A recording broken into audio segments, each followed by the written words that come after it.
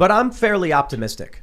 I think that no matter who wins in the culture war, this is the end of the American empire. It's the end of this global American, mission. Military bases overseas will probably start shrinking. And the reason I think that is the right side, whatever that really means, I don't know. Because it's not about conservative values necessarily, but it is more about anti-war. It's about freedom. It's about personal responsibility. I think if that succeeds, like Trump supporters, civil libertarianism, you've got no willpower towards foreign war. Zero. None of these people want it. If the establishment ends up winning, if the left, you've still got the progressive flank coming in, and they're just chaotic and destructive. So if the personal responsibility individualist faction does succeed, America is going to come back to just working for America, and then the end result, the left should be cheering about. Well, real quick, the progressive activists should be celebrating that Trump supporters hate war. Instead, they're combating against them, which says to me they're just chaotic and destructive. So if the Democrats are the establishment uniparty is not long for this political world. I was going to say that I think isolationism, we had that before World War I, I think. And part of why World War I broke out is because the U.S., looking back, maybe wasn't involved. Not really. It's not the reason why. But, the military-industrial complex basically was in 1946, I think, the liberal economic order got created basically to put American military bases all over the world, British, American, French military bases, and then make sure that another World War III never breaks out, another World War never breaks out. And I also agree that American imperialism is on a decline. I don't know if that means that there's not going to be any military bases, America's going to isolate, and then a world war is going to break out. That cannot happen. That is, to all these military authoritarians, they do not want that to happen. You've got the Joe Biden special interests that are basically selling us out to China. Mm-hmm. So if they gain power, then the U.S. just crumbles, I guess. They want to sell off all of our assets and resources to China and extract the value from this country, and then we're left holding an empty bag. And then you have the Trump side, which says we want to defend our borders, bring industry and jobs back to the United States, and then there's not going to be any power or force of will towards international conflict from the United States at the very least. Do they consider Iraq part of our borders? What, the right? No, like Joe Biden. I know it's a question you can't answer and you don't know, but do you think that Joe Biden probably does? Here's what we got going on. One of the reasons they really hate Donald Trump is because their long-standing plan with Europe, natural gas, oil pipelines, and all that was disrupted to such an absurd degree. Boy, were they spinning. They wanted to build the pipeline. I've talked about this, but they wanted to build the pipeline, the Qatar-Turkey pipeline, through Syria, through Turkey, into Europe to offset the Gazprom, gas monopoly. As soon as Trump got in, they knew that plan was done. Everything they had been working on was going to be shut down because Donald Trump didn't want to be involved in these foreign wars.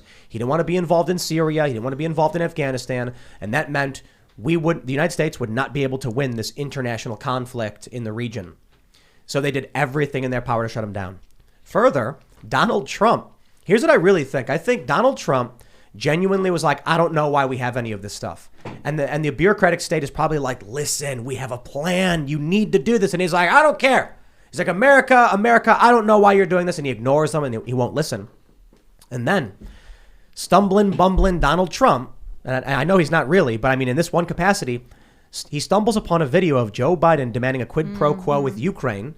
And Trump gets on the phone. He's like, what's that all about? And the bureaucratic state goes, no, like that's our plan. We have a company, a proxy company we've set up in Ukraine. The vice president's son is on the board. We got a former CIA director. We are working Ukraine to get gas into Europe. And Trump just blurts it out. And then that's why they did everything in their power to stop Trump. It wasn't about fascism or racism. It was that Trump was he wasn't supposed to win. He was not a part of their stupid plans, and he was dismantling them. And for 4 years, he really set them back. Now Joe Biden is left with the neoliberal establishment, neocon uniparty plan just in shambles. And I don't think they can recover from it, to be honest. I would push back a little bit. So he had some populistic policies that do deserve to be commended and respected no matter what side of the political aisle you're on. But he did continue the war in Yemen, fighting alongside al-Qaeda fighting alongside the Saudi coalition, creating one of the worst humanitarian crises in the world. He did give Ukraine lethal weapons. He did send a crap ton of drone strikes to the point and extent where he stopped even listing them and even being transparent about them. And then he also bombed Syria because his daughter came to him and said she saw a scary video online, according to Donald Trump's own son. But with that happening, he brought us very close to war with Russia. That fits. That I don't think we disagree. The Yemen, Afghanistan stuff is what Trump knows. He knows 9/11. He knows that. So when they come to him and say this, he goes, "Oh, okay, I'll do that." I'm not saying what he was doing was good. I'm saying he was dismantling their plan because he didn't understand or care about their, circuitous plan towards gas, interdependency. And when it came to bombing Syria, yeah, you're right. It was his daughter. The bureaucratic state. Trump hated the head of the FBI, hated the CIA. He didn't like any of these people. They had smeared and lied about him, so he was ignoring them outright. But when it came to his daughter and his son-in-law, he was like, "Sure, I'll do what you guys say." And so they couldn't control him. And I'm not saying that means Trump was doing good things. It just means their real reason for opposing him is that, I'll put it this way. It is said, and tell me if you guys agree, that the deep state, I just call it the administrative state, they have plans. And those plans extend beyond the terms of the sitting president. So when the new president comes in, they say, "Here's the operation we're currently working on." And typically the president goes, "Okay, you got it." Obama would do it, right? Bush would do it. And then Trump gets in and he goes, "No, I'm not going to do it. You can't tell me what to do. I've got plans." And then all of a sudden they're angry and freaking out because Trump isn't playing ball. 100%. There you go. Yeah, there was an aspect where he was a bull in a china shop, and he said, "Well, we're just going to take the oil in Syria. I'm going to leave the military there." And there was also military individuals that were lying to him about the exact numbers of U.S. troops inside of Syria, which is also mind-boggling when you think about it in that kind of perspective. But I think he should always be judged on his actions in each direction. But I agree. But I think a lot of people weren't expecting him to be in there, and I think he capitulated some. He fought some, but I think that's up for a lot of people's own personal interpretation way too of much, how they see it. Yeah, way too much capitulation, and I'm sure you guys have covered this in a different conversation, but my theory without any evidence is that he took a dive on Snowden because they made him. How do you explain that? And Assange, too. Yeah, Assange. And Ross Ulbricht. Yeah.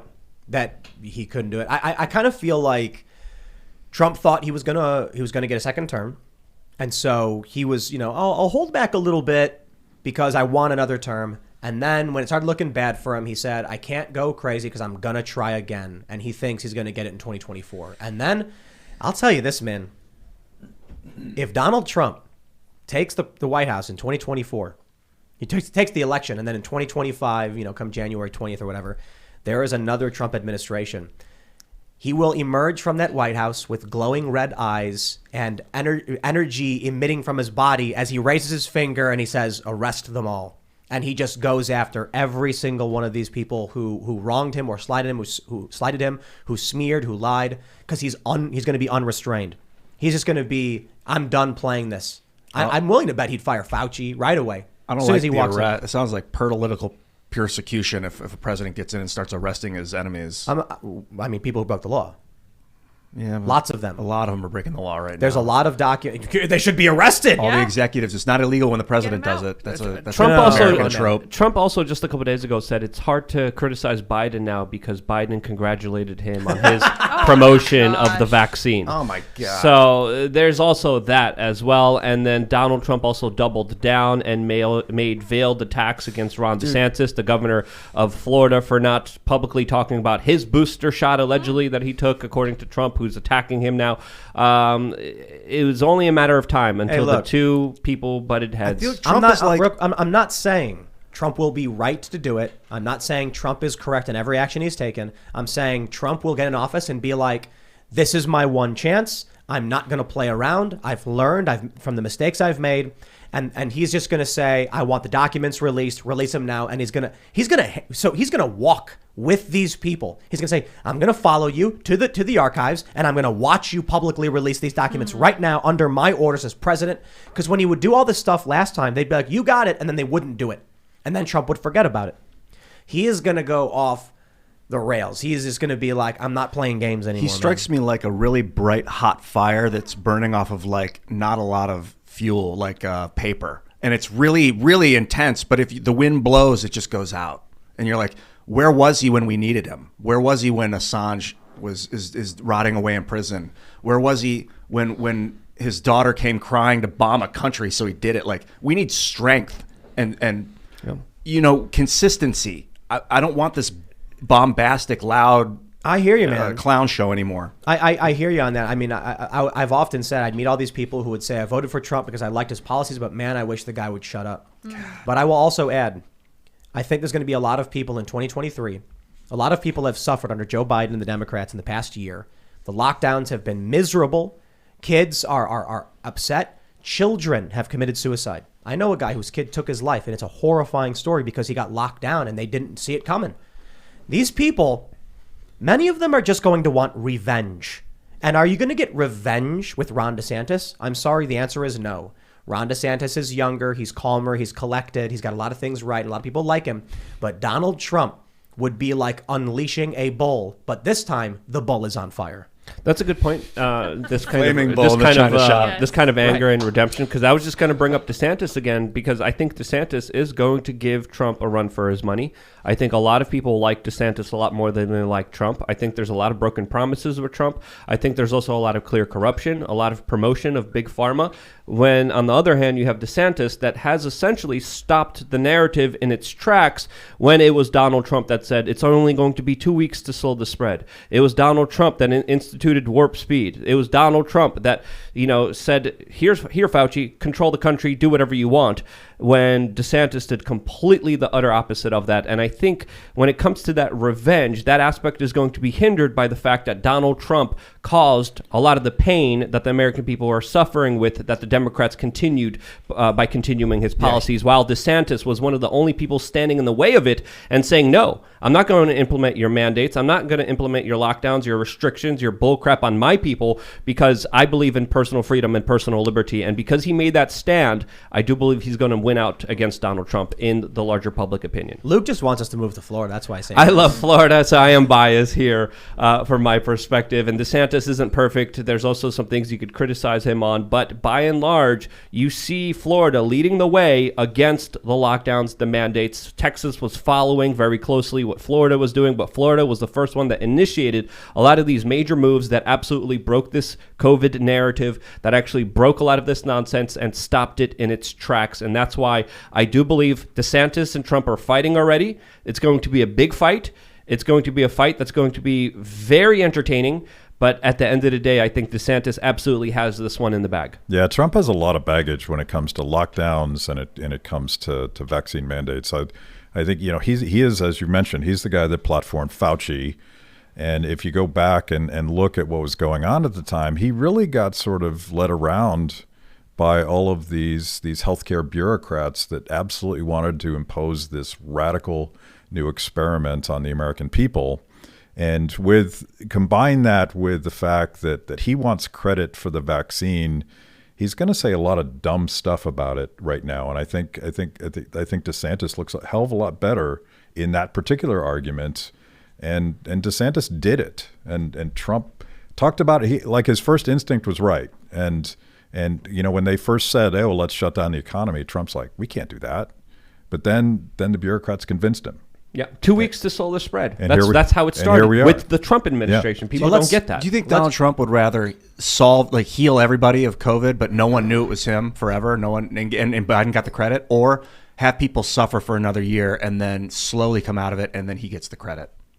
It's all about credit. I think it's all about credit for that psychopath. Yeah. That's insane. Yeah. Well, you can't It's get an mad assumption. because someone agreed with you, and all of a sudden you're like, that proves it. Like it's a hypothetical. He cares That's more tough, about man. what people think than about getting the job done. When it comes to the vaccine, he wants the credit for it. I think that's Trump derangement syndrome. I certainly think Trump is egotistical and narcissistic. You're right. I'm making an assumption of what he thought, and that's not. But he wants credit for the vaccine. Even Joe Who cares? Biden, I would imagine, if someone came to him and said, "I am the great fairy, Joe Biden, and I will cure every one of their ailments, but Trump will get the credit," I still think Biden would be like, Well, then Biden's trash too. Anyone I know, that's but I'm gonna saying, be like, let their this- ego this- get in front of public safety is the idea danger of to the idea of the society. cartoon villain, I don't believe is real for the most part. Yeah. It's like, I'd rather everyone suffer. I don't think Trump No, is like it's that. not. I don't think it's a cartoon. And I think the problem with politics and politicians is that they face incentives where if they get credit for things, they win,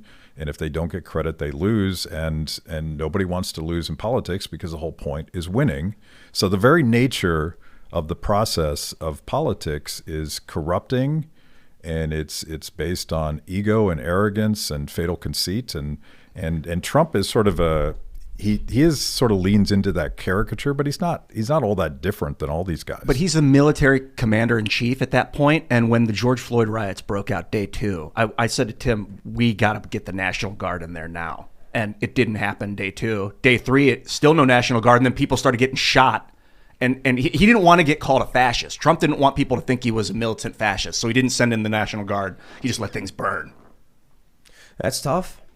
I mean, I don't know what the right answer is. Well, there's a lot of nuance. It's that he's mentally, he cares more about the way people perceive him than. Thanks for checking out this segment from the Timcast IRL podcast. If you want to watch live, you can check out this channel Monday through Friday at 8 p.m. And don't forget to smash that like button, subscribe to this channel, and if you want more unfiltered and uncensored content with all of these guests, go to timcast.com and become a member.